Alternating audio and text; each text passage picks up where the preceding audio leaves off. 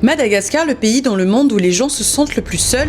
Un article de The Economist circule et affirme que les pays les plus pauvres sont aussi ceux où les gens se sentent le plus seuls. À première vue, ça sonne faux. Dans le pays du Chiavanan, ce lien supposément si fort qu'il serait même intraduisible. Pourtant, la conclusion est claire. Près de 80% de la population malgache vit sous le seuil de pauvreté.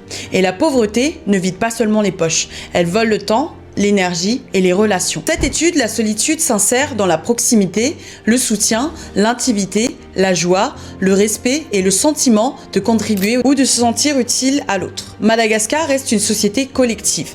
Certains passeraient leur temps à chercher de l'argent pour que les autres survivent. Et à force de courir après l'argent, ils n'ont plus le temps de réellement socialiser et vivre ensemble. Certaines commerçantes parlent tous les jours à des clients, à des passants, mais quand chaque interaction sert à vendre et survivre, la relation n'est plus intime, mais marchande.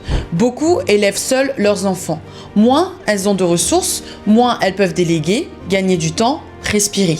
Plus elles sont enfermées dans la survie quotidienne, la solitude s'installe. D'autres sont réduites à des métiers domestiques permettant à des femmes plus aisées de se concentrer à leur carrière, de se détacher du soin. Même les valeurs censées protéger peuvent devenir des prisons.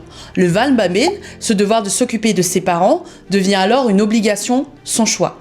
Et quand les attentes ne sont pas réunies, la culpabilité et la solitude explosent. Le capital pousse alors les individus à fragmenter les solidarités. La pauvreté isole parce que socialiser devient un sacrifice permanent dans une économie de survie.